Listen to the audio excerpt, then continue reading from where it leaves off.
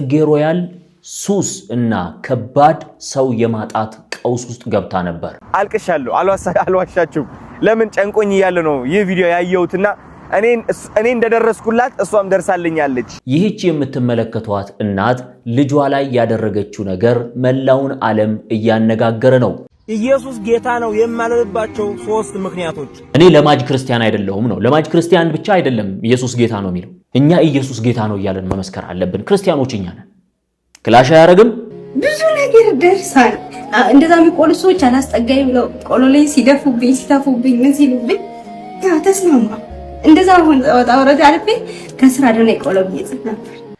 እግዚአብሔር ይመስገን ነግቷል። ይህ ጸደይ ሚዲያ ነው። ዛሬ በአዳዲስ መረጃዎች ተመልሰናል። ጽጌ ሮያል ሱስ እና ከባድ ሰው የማጣት ቀውስ ውስጥ ገብታ ነበር። በእንባ የተናገረችውን ይዘነዋል። ይህች የምትመለከቷት እናት ልጇ ላይ ያደረገችው ነገር መላውን ዓለም እያነጋገረ ነው። ኢየሱስ ጌታ ነው አልልም የሚል ኦርቶዶክሳዊ መጥቷል። ኢየሱስ ጌታ ነው የማለባቸው 3 ምክንያቶች። በዚህ በኩል ደግሞ ፈረንጆቹ ኢየሱስ ጌታ ነው የሚል ጽሑፍ አልለጥፍም ያላቸውን ኮካኮላን ሽንት ቤታቸው ውስጥ እየደፉት ይገኛሉ። ይዘነዋል። ባሉካ መቼ ሰጠ ተመልሶ መጥቷል። ቡሄና መስቀልን ጠብቆ የሚመጣው ሶሬሳ ዛሬም እንደ አዲስ ቲክቶኩን ሊያደምቀው ብቅ ብሏል። የማስታወቂያው ንጉስ እየተባለ ነው። ዝርዝሩን ትሰሙታላችሁ። ሌሎች አዳዲስ መረጃዎችም በአዲሱ ጸደይ ሚዲያ ከናንተ ጋር ቆይታ እናደርግባቸዋለን። የተለያዩ ሐሳቦችን እናነሳለን። በሚያስቀው እንስቃለን፣ በሚያሳዝነው እናዝናለን። በማንም ላይ ግን አንፈርድም። መላኩ ይልማ ነኝ። በቀጥታ ወደ መረጃው ስናልፍ እንግዲህ ጽጌ ሮያል ሰሞኑን ወቸው ጉድ ላይ ቀርባ ነበረ። ወቸው ጉድ ላይ ያነሳቻቸው በጣም በርካታ ሐሳቦች የብዙ ሰውን ልብ ነክተዋል። በጣም በብዙ መንገድ ይሄ ቅብጠት ውስጥ ያለች ልጅ አድርገው ይመለከቷት የነበሩ ሰዎች ሳይቀሩ 4 ሰዓት ሙሉ ያደረገችውን ፖድካስት ወይም ውይይት ተመልክተው ከመጡ በኋላ በጣም ብዙ ሰዎች ስለሷ ያላቸው አመለካከት ተቀይሯል። ለዚህ ነው ጸደይ ሚዲያ በማንም ላይ አንፍረድ ከመፍረድ እንመለስ የምንለው። ለዚህ ነው ጽጌ ሮያል እንግዲህ በጣም ብዙ ሰዎች ጽጌ ሮያልን ብዙዎቻችሁ ታቋታላችሁ። በጣም ከባድ ሁኔታ ውስጥ እንደነበረች ወቸው ጉድ ላይ በእንባ ጭምር ስትናገር ነበርና እስኪ ቪዲዮውን አድምጠን ነው እንመለስ። ዩቲዩብ ላይ ከኔ ጋር መስራት የሚፈልግ ሰው የለም። ቲክቶክ ላይ ኮላብ እናርግ ብላችሁ አክሰፕት አያደርጉም። ከዛ ስራ ይናጣው በጣም ማለት አይዶን እንዴት እንዳልሰማችሁ። ከዛ ከማህበረሰቡ ተገለልኩኝ። ብር መስራት አልቻልኩም። ከዛ ለልደቴ ተሰጠኝ ያልኩሽን ወርቅ ሸጥኩት። ሰርቫይቭ ለማድረግ ብዙ ነገሮች መሸጥ ጀመርኩኝ። ከዛ ከረጅም ዓመት በኋላ እናቴ ቤት ተመለስኩ። ተመለሽ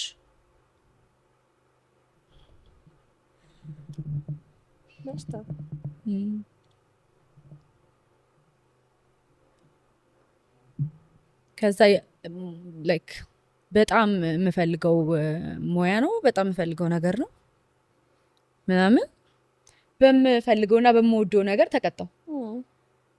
ሰዎች ስልኬን አያነሱም፣ ከኔ ጋር መስራት አይፈልጉም። ፊልሙ ካለቀ በኋላ ደግሞ በቃ ምንም ነገር የለም እኮ አለቀ። በቃ ፊልሙ እኮ ካስመረቅሽ በኋላ እኮ ምንም ነገር የለም። ሲቀጥል እኔ ፊልሙ ተጀምሮ እስኪያልቅ ድረስ ገንዘብም አልጠየኩም። የትኛው ፊልም ነው እኔ የሚያኖረኝ? ተጀምሮ እስኪያልቅ ድረስ ብርም አልጠየኩም፣ ብርም አልተቀበልኩም። መጨረሻ ላይ ልዩ ተሸላሚ ያደረጉኝ። በጣም ለፍቻለሁ ለዚህ ፊልም። ልዩ ተሸላሚ ያደረጉኝና 100,000 ብር ከፈሉ። ክፍያውም ወዲያው ነው የተፈጸመው ምናምን። ከዛም በኋላ ግን ምንም ነገር እጄ ላይ ምናምን አጣው። ቲክቶክ ላይ ለማንሰራራት ስሞክር ቪው ምናምን ነገር እየወረደብኝ ተቸገርኩ። ከሰው ጋር ኮላብ ለማድረግ እኔን አይፈልጉኝም ምናምን። የምወዳቸው የምፈልጋቸው ሰዎች ጓደኞቼ፣ በጣም ብዙ ነገሮችን አብረን ያሳለፍን ልጆች ምናምን ሸሹኝ። በጣም ብዙ ሰዎች የወቸው ጉድ ላይ ያለውን የጽጌ ሮያልን ኢንተርቪው ከተመለከታችሁ በኋላ ፖድካስቱን ካያችሁ በኋላ በጣም ብዙዎቻችሁ ስለ ጽጌ ሮያል ያላችሁ አመለካከት ተቀይሯል።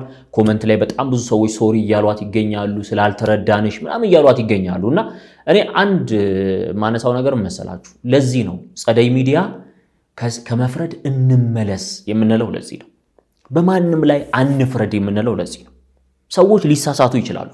ልክ ነው ልክ አይደለም እንላለን። ግን ጠቅልሎ መፍረድና የዛ ሰው ይሄ ባህሪው እንደሆነ አድርጎ እንደዛ አይነት ካራክተር ማሳየት ባህሪው እንደሆነ አድርጎ ማሳሰብ ፍጹም ስህተትና የተሳሳተ አመለካከት ነውና ጽጌ በጣም ከባድ ነገር ውስጥ ነበረች። እንደሰማችኋት በጣም ከባድ ሱስ ውስጥ ሁላ ነበረች። በጣም አደገኛ ሱስ። የመጀመሪያውን ለምሳሌ ድራግ ምናምን መውሰድ ሁላ ጀምራ ፌንት ሁላ እንደበላች ነው የተናገረችው። ከዛ አልፋ ከባድ የሆነ የገንዘብ እጦትና ቀውስ ውስጥ ገብታ እንደነበረ ራሷን ችላ የነበረች ልጅ እናቷ ቤት መግባቷን ተመልሳ ያ ሁሉ የሚያደርሰውን ዲፕሬሽን ብዙዎቻችሁ ታውቁታላችሁ፣ ትገነዘቡታላችሁ ብዬ አስባለሁ። በተለይ አግኝቶ ማጣት ከነበሩበት ደረጃ ከፍታ መውረድ በጣም አስቸጋሪ ነው። ሁለት ነጥቦችን ብቻ እዚህ ጋር እናንሳ። የመጀመሪያው ነገር ከመፍረድ እንመለስ። በማንም ሰው ላይ አንፍረድ። ሰዎች ወድቀው መጥተው በእንባ ሲነግሩንና እውነታቸውን እስክናቅ ድረስ ሰዎች ላይ ከመፍረድ አንዳንድ ጊዜ ቆይ እስቲ ከመፍረዳችን በፊት ትንሽ እንጠብቅ እንበልና እነዚህን ሰዎች እንጠብቃቸው መጥተው ቀናቸው ተገልጦ ለሰዎች አደባባይ እስኪናገሩ ድረስ። ሁለተኛው ነገር ደግሞ አባ ገብረ ኪዳን የሚሉት ነገር አለ። ከገንዘብ ጋር ያለን ትስስር በተቻለ አቅም መስመር ያለው መሆን አለበት። ብቸኛ መመኪያ ክርስቶስ ብቻ ነው፣ እግዚአብሔር ብቻ ነው መመኪያ። በገንዘብህ ብትመካ ሲጠፋ ታዝናለህ ይላሉ። ብዙዎቻችን ገንዘብ ስናገኝ ገንዘቡ ላይ እንመካበታለን፣ ገንዘቡን እንደገፈዋለን። ገንዘብ ደግሞ ንፋስ ነው፣ መቼ እንደሚበተን አታውቁትም። ብትን ሲል የቱ ጋር እንደገባ ሳታውቁት ራሳችሁን አውላላ ሜዳ ላይ ብቻችሁን ታገኙታላችሁ። ገንዘብ ሲኖራችሁ በሰው ተከባችኋል፣ ገንዘቡ ሲጠፋ ሰው የለም። ብቸኛ አብሯችሁ የሚኖር እግዚአብሔር ነው። ሲነሳችሁ እሱ ብቻ እናንተ ጋር እንዳለና ያ ልትደገፉበት የሚገባ ነገር መደገፊያችሁ ሊሆን ስለማይገባ ነው። እኔ ጽጌ ኪዳነ ምሕረት ናት የገለጠችልሽ መልሳ ያዳነችሽ፣ ከስንት መከራ ያወጣችሽ፣ እቤቷ ሄደሽ በእንባ ለምነሻት አሁን የደረሽበት ስኬት ላይ ያደረሰችሽ ኪዳነ ምሕረት ምናልባት በሆነ መንገድ ከመንገድ ወጥተሻል።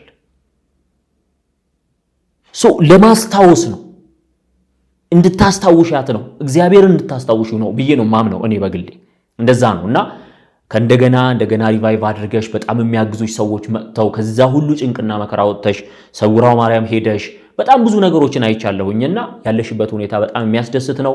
ባለሽበት እንድትጸኚ እንጸልያለን። እንግዲህ እንመኝልሻለን ጽጌ፣ በርቺልን ነው ማለት የምንፈልገው። ወደ ቀጣዩ ጉዳያችን እናልፋለን። ከዛ በፊት ግን ጸደይ ሚዲያን ሰብስክራይብ አድርጉ። ጸደይ ሚዲያ ጸዴ ነው። ከመፍረድ እንመለስ እያልን ከማንም ላይ ሳንፈርድ በሚያስቀው እንስቃለን፣ በሚያሳዝነው እናዝናለን።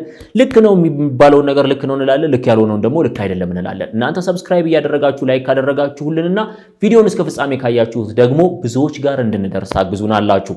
ወደ ቀጣዩ መረጃችን ስናልፍ የምናገኘው ኢየሱስ ጌታ ነው አልልም የሚለው ኦርቶዶክሳዊ አድምጠነው እንመለስ። ኢየሱስ ጌታ ነው የማልልባቸው 3 ምክንያቶች። ይሄን ምለው በእኛው ቤት ያላችሁ ቲክቶክ ላይ ኢየሱስ ጌታ ነው በሉ እያላችሁ እያለማመዳችሁን ስለሆነ ለእናንተ መልስ ለመስጠት ነው። ከወዲሁ ትንሹ ልጀምርላችሁ። አንደኛ ተለማማጅ አማኝ ስላልሆንኩ። ኢየሱስ ጌታ ነው የሚለው ቃል ለመጀመሪያ ጊዜ የተሰጣቸው አማኞች ቄሳር ጌታ ነው ይሉ ስለነበረ በዛው ምትክ ኢየሱስን በማስገባት ኢየሱስ ጌታ ነው እያሉ እንዲለማመዱና አፋቸውን እንዲፈቱ የተደረገበት ነው። እኔ ግን ተለማማጅ ሳልሆን ለ2000 ዓመት የኖረች ቅድስት ቤተክርስቲያን ከአባቶቼ የተቀበልኩ ለቅዱሳን አንድ ጊዜ የተገለጠች ሃይማኖት ያለች ስለሆንኩኝ አልልም። ሁለተኛ አብልጬ የማምን ስለሆንኩኝ በእኛ ቅድስት ቤተክርስቲያን ጌታችን አምላካችን መድኃኒታችን ኢየሱስ ክርስቶስ ብለን ነው የምንጠራው። ስለዚህ ጌታም ብዬ መድኃኒትም ብዬ አምላክም ብዬ ከሁሉም በላይ ደግሞ ክርስቶስ ፈራጅ ንጉስ ብዬ ሳበቃ ወርጄ እንደገና ኢየሱስ ጌታ ነው አልልም። ይሄ ሁሉ የሰጠው ስም የክርስቶስ ልዕልና ምስክር ስለሆነ ማለት ነው። ስለዚህ ኢየሱስ ጌታ ነው ከሚለው ቃል አብልጬ ስለምጠራና ስለማምን ኢየሱስ ጌታ ነው ወደ ማለት አልወርድም። ሶስተኛ ከተግባራዊነት ወደ ንድፈ ሐሳብ ትምህርት መውረድ ስለማልፈልግ ብዙ ጊዜ የሚያለማምዱን በአፍህ ብትመሰክር እያሉ ነው። እኔ በማምንባት በመኖርባት በቅድስት ቤተክርስቲያን አባቶቼ በተግባር ደረጃ የክርስቶስን ሕይወት የሚኖሩ በሰማዕትነት፣ በጻድቅነት፣ በምንኩስና፣ በገዳማዊነት በሙሉ እየመሰከሩት የሚኖሩ ቅዱሳን ባሉበት አልጋውን ለቆ አስተኝቶ እግርህን አጥቦ አብልቶ አጠጥቶ የታረዘውን አልብሶ የታመመውን ጠይቆ የታሰረውን አስፈትቶ በተግባር ክርስቶስን የሚኖር አማኝ ባለበት በዚህች ቅድስት ቤተክርስቲያን እየኖርኩኝ ወርጄ ኢየሱስ ጌታ ነው ብዬ ወደ ቲዮሪቲካል ምስክርነት ስለማልሄድ በጊዜው እንኳን ጸሎት የሚያደርግ ኦርቶዶክሳዊ ከበስመ አብ ቀጥሎ ባለችው ነአኩተከ በምትለው ጸሎት ላይ ራሱ አምላከ አማልክት ወእግዚአ አጋዕዝት ወንጉሰ ነገስት ብሎ ነው የሚመሰክረው። የጌቶች ጌታ፣ የአምላኮች አምላክ፣ የንጉሶች ንጉስ። ስለዚህ ከዚህ ወርጄ እንዴት ብዬ ነው ኢየሱስ ጌታ ነው ወደ ማለት ልምምድ የሚሄደው? ከተግባራዊነት ወደ ንድፈ ሐሳብ ወይም ወደ ቲዮሪ የምወርደው? እናንተው ራሳችሁ ኦርቶዶክሳውያን ፍረዱት። እናንተኞቹም ከቻላችሁ ህሊና ካላችሁ ፍረዱት። እንግዲህ አንድ የኦርቶዶክስ ተዋሕዶ ቤተክርስቲያን ምእመን ኦርቶዶክሳዊ ነው ከተባለ ኢየሱስ ጌታ ነው ብሎ ማመንና መቀበል አለበት። ደጋግሞ መመስከር አለበት። ደጋግሞም ይመሰክራል። እንደምትሰሙት የወንድማችን ደግሞ ከቅንነት ተነስቶ ነው። በነገራችን ላይ ከቅንነት ተነስቶ የሆነ ወገን ደጋግሞ ስለሚለው አልልም ነው። እኔ ለማጅ ክርስቲያን አይደለሁም ነው። ለማጅ ክርስቲያን ብቻ አይደለም ኢየሱስ ጌታ ነው የሚለው አይደለም። እነ ጳውሎስ ለማጅ ክርስቲያን አልነበሩም። ድህነት ይጀመራል፣ ይደረጋል፣ ያልቃል። ትድናለህ፣ እየዳንክ ትሄዳለህ። ማነው ድነሃል፣ እየዳንክ ትሄዳለህ፣ ትድናለህ። መጨረሻ ፍጻሜ ይሄ ነው። ያንን ደግሞ ለማድረግ ጳውሎስ የሚያዝህ ነገር አለ። ኢየሱስ ክርስቶስ የእግዚአብሔር ልጅ እንደሆነ ማነው ኢየሱስ ክርስቶስ ጌታ እንደሆነ በልብህ ብታምን እግዚአብሔርም ከሞት እንዳስነሳው በአፍህ ብትመሰክር ትድናለህ ነው የሚለው። ካቀያየርኩት ይቅርታ ጠይቃለሁ። ስለዚህ መመስከር አለብህ ኢየሱስ ጌታ ነው። ሲቀጥል እኔ ዲያቆን ዮሴፍ የጻፈውን እያየው ነበር። ዲያቆን ዮሴፍ በጣም ታዋቂ የቤተክርስቲያን ጎበዝ ሊቅ ልጅ ነው እና ምን ይላል?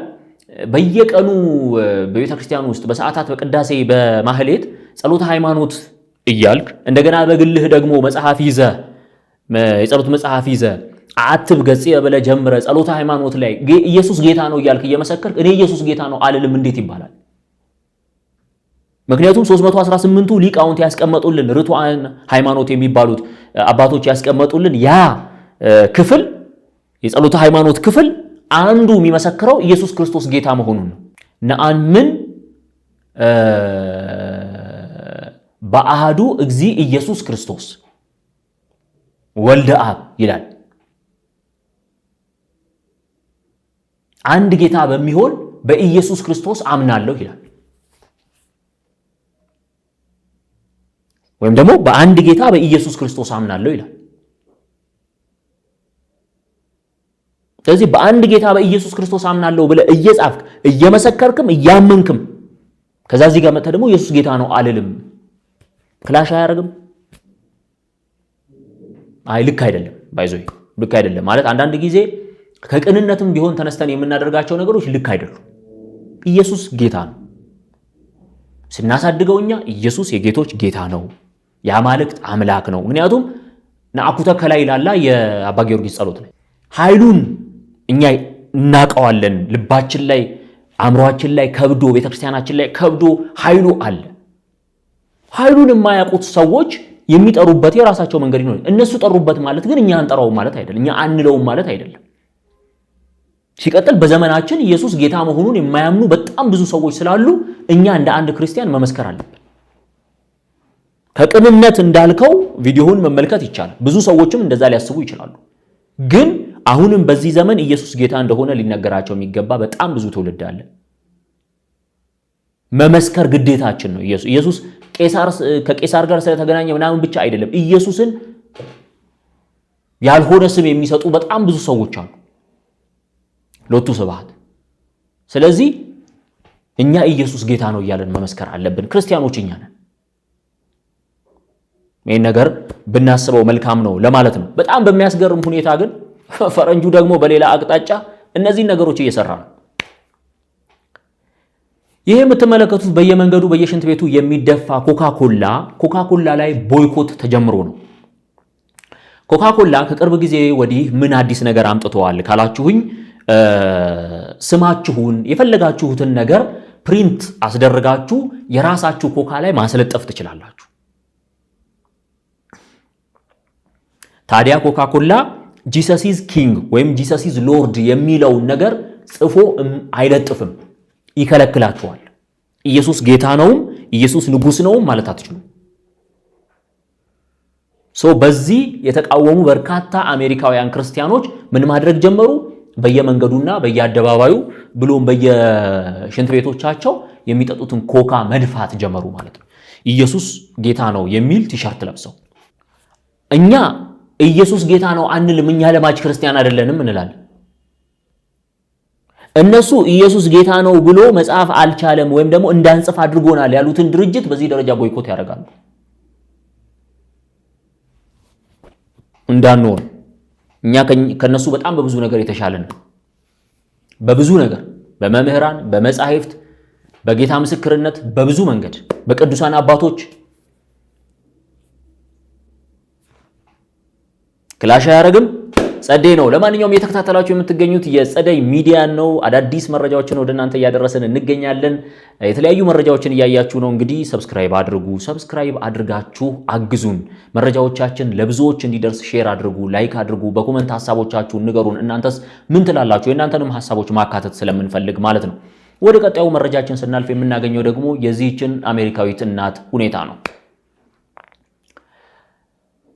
ቪዲዮ እንደተመለከታችሁት እንግዲህ ይቺ አሜሪካዊት እናት ምድሮ የምታደርገው ይሄ ጃፖኒ ለብሶ መታዩት ነጭ ልብስ የለበሰው ልጅ እንደምታዩት ጫማው በጣም የቆሸሸ እና እናትየው እንደምታዩት ትናገራለች እኔ ልጄን ለማሳደግ በጣም የቻልኩትን ያህል መከራ እየከፈልኩኝ ነው ለምንድነው ልጅሽ በጫማው የተነሳ ልጄን የሚያጠለጥለው የሚያሸማቅቀው ቡሊ ያደርጋዋል የትኛው ይሄ ጥቁር የለበሰው የዚች የወፍራሟ ሴትዮ ልጅ የደና ቤተሰብ ልጅ ነው ወይም ሴትዮዋ ደና ናት እና በደንብ ተንከባክባ ነው ልጇን ታሳድገው እንደምታዩት የዚህኛው ጫማው አዲስ ነው በጣም ቆንጆ ጫማ ነው ያደረገው ነገር ግን ይሄ ትምህርት ቤት ውስጥ ምን ያደርገው ነው ቡሊ ያደርገዋል ቡሊ ማድረግ ማለት ማሸማቀቅ ሰዎች ባላቸው የኢኮኖሚ ሁኔታ የተፈጥሮ ገጽታ እንዲሸማቀቁ ማድረግ በዛ ማብሸቅ ማለት ነው ቡሊ ማድረግ ማለት ሰው በጫማው ያበሽቀዋል ሰው ይቺ እናት ምንድነው የምታደርገው እኔ እንደዚህ አድርጌ አሳድጌሃለሁ ወይ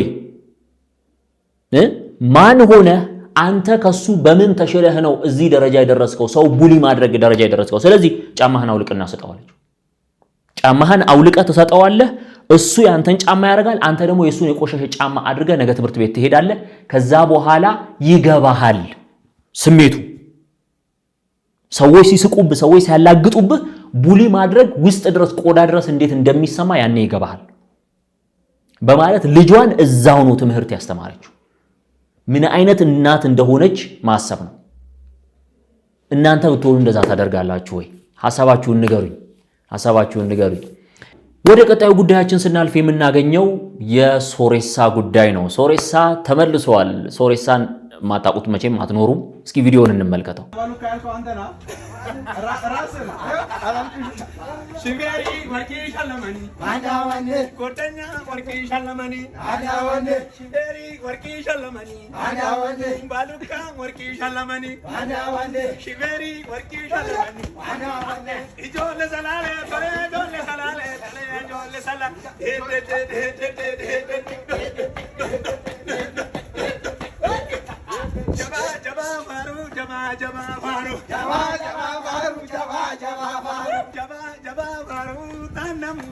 Chelalo, Javaru, Tanale, Chelalo, Rabaduga.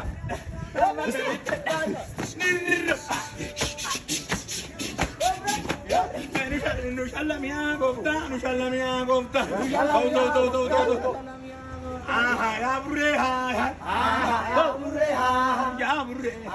Yabre, Dauramta, Nangoramta, Disiomta, Yabre, Soleadunta, Zalale, Soleaginchi, Solevaliso, Mendeganam.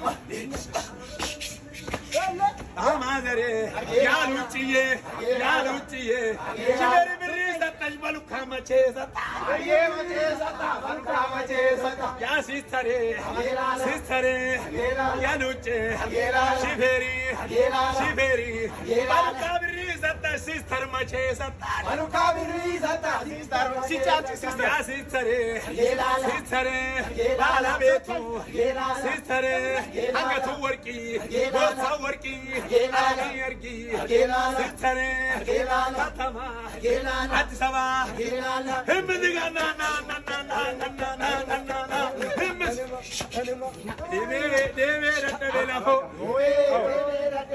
Kino, Mamma Kino rubafatu.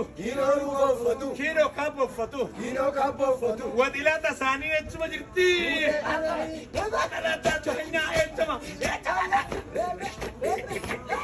ባሉካ መቼ ሰጠ ምናምን እያለ ትዝ የሚላችሁ ከሆነ ቡሄ ባለፈው አመት ደርሶ መጥተው በጣም ቲክቶክ ላይ ከፈመሱ ሰዎች መካከል አንዱ ሶሬሳ ነበር።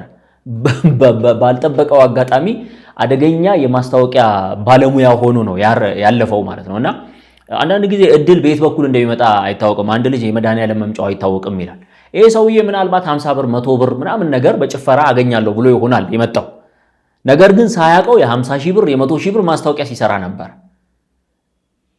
ገብቷችኋል? አንዳንድ ጊዜ እድሎቻችን በየትኛው በኩል እንደሚመጡ አናውቅም። ለምሳሌ እኔ አንድ ኤሎን መስክ ቅርብ ጊዜ ቢሊዮነር የሆነበትን ክስተት አንድ ወዳጄ ሲነግረኝ ምን አለ?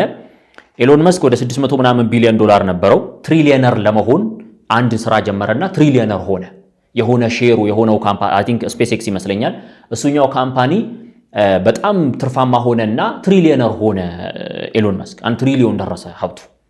ነገር ግን ኤሎን መስክ አንደኛው ኩባንያ ውስጥ ጽዳት ሰራተኝነት የሚሰራ አንድ ወጣት ነበር። ያ ወጣት ከዓመታት በፊት የስፔስ ኤክስ የ10 ሺህ ብር አክሲዮን ተሰጥቶት ነበር። ዝም ብሎ እንደ ስጦታ ይመስለኛል ተሰጥቶት ነበር እና ያ ነገር እንደው ያተርፈኛል ብሎ አስቦም አልነበረም። ከዛ ልክ ስፔስ ኤክስ ከፍተኛ የአክሲዮን ሽያጭ አግኝቶ እና አድጎ ኤሎን መስክ ትሪሊየነር ሲሆን ይሄ ሰውዬ በድንገት ሚሊዮነር ሆኖ አደረ። ወደ 4-5 ሚሊዮን ብር ደረሰ አክሲዮን የሱ ማለት ነው። እና እንዴት ባለው ሁኔታ እድላችሁ እንደሚቀየር እንዴት ባለው ሁኔታ የሆነ ነገር ወደ ህይወታችሁ እንደሚመጣ አታውቁት። የሚሻለው የሆነ ቦታ ላይ መገኘት ነው፣ እየሰሩ መገኘት። ይሄ ሰውዬ ጽዳትም ቢሆን ደብሮት አልተወው። እዛ ቦታ ላይ እየሰራ የ10 ሺህ ብሯን አገኘ። እንደገና እየሰራ ይሄኛው አክሲዮን መጣ። እድላችሁ መቼ እንዴት እንደሚመጣ አታውቁትም። የመድኃኒዓለም መምጫው አይታወቅም። ስለዚህ እየሰራን እንጠብቀው ነው ምንላችሁ። እየተከታተላችሁ የምትገኙት ጸደይ ሚዲያ ነው። ጸደይ ሚዲያ ጸዴ ጉዳዮችን ወደ እናንተ እያነሳ ይገኛል። ፈታ እያላችሁ ነው። መረጃዎቻችንም አስተማሪዎችም ጭምር ናቸው። እነሱንም እያያችሁ ትገኛላችሁና ሰብስክራይብ ያደረጋችሁ ተወዳጁን። ወደ ቀጣዩ ጉዳያችን ነው የምናልፈው። ቀጣዩ ጉዳያችን የሚሆነው እንግዲህ የአዶናይ ጉዳይ ነው። አዶናይ አንዲት እህት ስለሱ አንድ ጉዳይ አጋርታ ነበር። እስቲ ሰምተናት እንመለስ። ጋይስ ይህ ቪዲዮ አንዴ እንድታዩልኝ እፈልጋለሁ። ቆሎ ነው የሚባለው? አዶናይ ቆሎ። አዶናይ ቆሎ። ለምንድን ነው አዶናይ ቆሎ ነሽ? አዶናይ ብዙ ምክንያት አለኝ አዶናይ ያልኩበት ምክንያት። እሺ ለኔ ከህይወቴ ያሉ ቢያንስ ብድግ እንድል ያደረገኝ እሱ። ኧረ እባክሽ በእውነት እንዴት? በአነጋገሩ ተሰበሽ ነው ወይንስ? ጎዳና ሰው ነኝና ጎዳና ወዲህ ተኝቼ አውቃለሁ 3 ቀን። እሺ አዲስ አበባ ስመጣ እንደውም ካስታወሳችሁ ብዙ ሰው ያስታውሳን ቦሌ ላይ ልጆች የገደለችበት ዓመት 2019 እና እዛ አካባቢ ያለ ተያዥ አላስገባም ብለው እኔ ደግሞ አዲስ አበባ መጥቼ ነበር። ይዛን ሰዓት ከየት ሀገር ነው የመጣሽው? ከጎንደር። እሺ ከዛ እንትን አለ ያለ አይደለ ጎዳና ላይ ወደኩኝ። ደላለው ብዙ ነገር አለኝ። እኔ አብሬ አንተኛም ስለው ጣለኝ ጎዳና ላይ ሽሮ ሜዳ ሾላ ላይ ያደላላ። ከዛው ሶርቅ ሰው የለኝም ምናምን መተኛበት የለኝም ብር የለኝም። እሺ እናቴ ላኪልኝ እንዳለ ቆሎ ሽጣ ነው የምትደራደረው ነገር ቤት። ችግሬን በችግሬ ዋጣረኩትና ቁጭ አልኩኝ።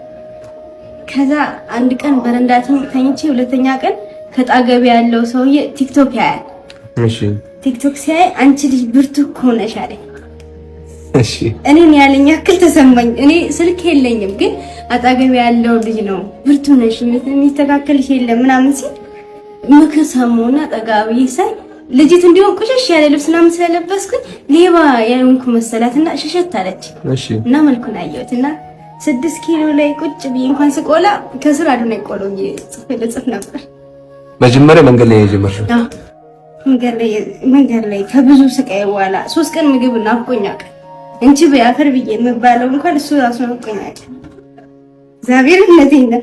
እና ከዛ 3 ቀን ያው ማሳልፋቸውን አዲስ አበባ ላይ ሆነ እንግዲህ ታውቀዋለህ ነገር። አይ ነው ስቃይ መከራው ራቡ ችግሩ ብርዱ እና የሶስተኛ ቀን ያደርኩበት መድኃኔዓለም ቀብና መድኃኔዓለም ዘበኛው ራሱ ውጭ እስከሚለኝ ድረስና ሳልፈልግ በግዴ ቀብ እንትን በእግሬ እየመጣሁ ሄድኩኝ በእንትን 6 ኪሎ ላይ ታችኛው መዝናኛ ቀበሌ ላይ ከራቡ ችግሩም ሀሳቡ አዛለኝና ወደኩ። እሺ እዛ መዝናኑ ሰዎች እንዳለ ተሰብስበው አነሱ። ወሬንዳ ገዙልኝ፣ ምግብ ገዙልኝ። እዛ ነገርኳቸው ስራ ሰርቼ ማለት ምናምን ፈልጋለሁ ስል ማንም ሰው መታወቂያ የለኝም ብቻዬን እንደዛ ቁጭ ብዬ የሰራው ሳለ ብር አዋጡልኝና ምን ትችያለሽ ልኝ ቆሎ መቁላት እናቴ ጋር እየቆላች ሸምሸጥ አያታለሁ ስለ አንዱ እኔ እንትን እገዛላታለሁ ምጣድ እገዛላታለሁ አንዱ እንትን እላለሁ እኔ አንድ ወሬ ብክራ እችላታለሁ አይደል የርማን ዋና እግዚአብሔርን ከቀበና 6 ኪሎ እየመጣ ሰርቻለሁ። ከቀበና ሳይሆን ከእንትን ይሄ 44 መጀለም እንጦጦ ነው አይደል? እሺ 44 ወደ ጣፍ እሺ አባ ኪሮስ ቤተክርስቲያን ወጣገው ነበር በ800 ባለ ወለል ተኝቼ እቃ የተገዛልኝ ያን ባናቴ አንዱ ባናቴ ባንዱ በዚህ አንዱን ደግሞ በዚህ እንትኑ ከሰሉን ሽንኩርቱ ምናምን በዚህ ተሸክሜ እመጣ ነበር። ከዛ ጀምሬ 6 ኪሎ የካቲት 12 ላይ ብዙ ነገር ደርሳል። እንደዛ የሚቆሉ ሰዎች አላስጠጋይ ብለው ቆሎ ላይ ሲደፉብኝ ሲታፉብኝ ምን ሲሉብኝ ተስማማ። እንደዛ አሁን ወጣ ወረደ አልፌ ከስራ ደና ቆሎ ይጽፍ ነበር እና ዛሬም ወደዋል ባገኘኝም ወደዋል። እሺ ቆሎ አሳይና አንድ ጊዜ እስቲ አርማውን አሳይ። አዶናይ ቆሎ 44 ባይገርማችሁ ከ3 አመት በፊት የኔ ቆንጆ የሚል ኮንተንት ነበረኝ which is ቪዲዮዎቼ ሃይ የኔ ቆንጆ እንዴት ነሽ የኔ ቆንጆ እያልኩኝ ቪዲዮ ሰራ ነበርና ያ ቪዲዮ አቁሜው ነበረ። አይ ቲንክ እሷም እኔን ያወቀችኝ በዛ ጊዜ ይመስለኛል። እንደዚህ በርትታ በኔ ስም አዶናይ 444 ቆሎ ብላ አሽጋ እንደዚህ ስራዋን ስታስተዋውቅ እኔ በጣም ውስጤ በጣም ትልቅ ኩራት ነው የሚሰማኝ። ለዚች ልጅ ብርታት ስለሆንኩኝም በጣም ትልቅ ደስታ ተሰምቶኛል። ጠዋት ነው ያየሁት ቪዲዮ አልቅሻለሁ። አልዋሻችሁም። ለምን ጨንቆኝ እያለ ነው ይህ ቪዲዮ ያየሁትና እኔ እንደደረስኩላት እሷም ደርሳልኛለች። እኔ እሷን ማበርታቴ ለኔ ብርታት ሆነኝ። አያችሁ እኛ ሰዎች ስንባል ለካስ መስታወት ነን። የምትሰራው ጥሩ ነገር ዞሮ መክፈሉ አይቀርም። በገንዘብ ይሁን በሞራል ይሁን በብርታት ይሁን እግዚአብሔር ግን አንተን መክፈሉ አይቀርምና እቺን ልጅ ማበረታታት እፈልጋለሁ። አዶናይ 444 የሚለው ቆሎ ከዜሮ ተነስታ ወደ 100 እንድትወስደው ወደ ትልቅ ብራንድ ማስተላለፍ እፈልጋለሁ። የኔ ስም ተጠቅማ እቺ ልጅ ሀብታም እንድትሆን እፈልጋለሁ። ለዛም ነው በኢትዮጵያ ደረጃ በጣም ትልቅ የሆነ ኤግዚቢሽን ተዘጋጅቷል። ኮንቬንሽን ሴንተር ላይ ኦልሞስት ወደ 200,000 ሰዎች መተው የሚያዩበት ትላልቅ ኮንሰርቶች የተዘጋጁበት ኤግዚቢሽን ከዚህ ቀን ጀምሮ እስከዚህ ቀን ማለት ነው ይዘጋጃል። እቺ ልጅ ደግሞ በእነዚህ ቀናት ውስጥ እዛ ኤግዚቢሽን ላይ የራሷ ሱቅ ተሰጥቷት እንድትሰራ ፈልጋለሁ። አዶናይ 444 ቆሎ የሚለው በነም ዩኒፎርም ተሰርቶላት ፎቶሹት ተደርጎላት ትልቅ ቢዝነስ እንዲሆንላት ፈልጋለሁ። ስለዚህ በአካል አገኝሻለሁ፣ ህይወትሽንም አብረን እንቀይረዋለን። የኔ እናት በርትተሽ ስለሰራሽ ተስፋ ስላልቆረጥሽ በጣም አመሰግንሻለሁ። አሁን ደግሞ በቅርቡ በአካል አግኝቼሽ ትልቅ ታሪክ እንሰራለን።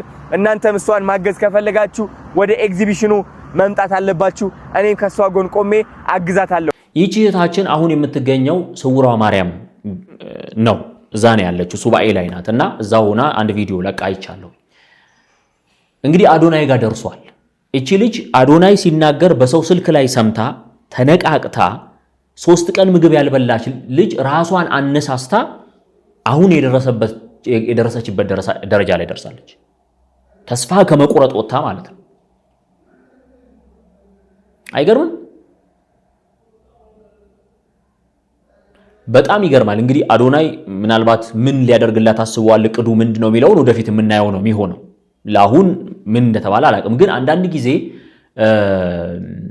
ምንድነው ማን እንዴት እንደሚያግዘን አናውቀው። ይኸውላችሁ የምንናገራቸው ንግግሮች ሰው ሊሰብሩ ይችላሉ፣ ሰው ሊያድኑ ይችላሉ። ይቺ ሴትዮ ወይም ይቺ ልጅ የሆነ ቦታ ላይ ተቸግራ ቁጭ ብላ ሳለ ነው በሰው ስልክ ላይ ንቂ እንጂ ምናምን ነገር ብሎ እሷን ሲያነቃቂያ የመሰላት እኔን የተናገረኝ ነው የመሰለኝ ነው የምትለው። ተመልከቱ። በጣም ማለት አንዳንድ ጊዜ አእምሮአችንን መክፈት ይጠይቃል። በዚህ ደረጃ ሰዎች የሚነግሩንን ነገር ለመቀበል አክሰፕት ለማድረግ ዝግጁ መሆን አለበት። በእውነት የፈጣሪ እርዳታም ያስፈልጋል። ምክንያቱም በጣም ብዙዎቻችን ምክር የምንሰማበት ስቴት ኦፍ ማይንድ ላይ አይደለን። ሞቲቬሽን የምንሰማበት ስቴት ኦፍ ማይንድ ላይ አይደለን። አንዳንድ ጊዜ ግን ፈጣሪ በማን በኩል እንደሚነግረን በማን በኩል መልእክት እንደሚመጣ አናቅም። አንድ ሁለተኛ ነገር ደግሞ እኛ የምናስተላልፈው መልእክት ማህበራዊ ሚዲያ ላይ የምናስተላልፈው መልእክት ማንን እንደሚሰብር ማንን እንደሚያድን አናቅም። ስለዚህ በተቻለ አቅም መልካም ነገሮችን መናገር፣ በሰዎች ላይ አለመፍረድ በጣም ጥሩ ነው ብለን እናስባለን። የዕለቱ መልእክታችን ነው። ክቡራትና ክቡራን ስትከታተሉ የቆያችሁት እንግዲህ በፀደይ ሚዲያ ወደ እናንተ የሚደርሰውን የተለያዩ መረጃዎችን ያካተትንበት ዝግጅታችን ነበረ። መላኩ ይልማ ከእናንተ ጋር ቆይታ አደረግኩኝ። እንኳን ለደብረ ታቦርና ለሊቀ መላእክት ለቅዱስ ሚካኤል በዓል በሰላም አደረሳችሁ ማለት እንወዳለን። እግረ መንገዳችንን እንደምታዩት በባህል ልብስ ደመቅ ብዬ የመጣሁትም አንድም ዛሬ ታላቁ መልአክ ሚካኤል ስለሆነ ነው። ቀሪው ቀን ብሩክ እንዲሆንላችሁ ተመኘን። ጤና ይስጥልን።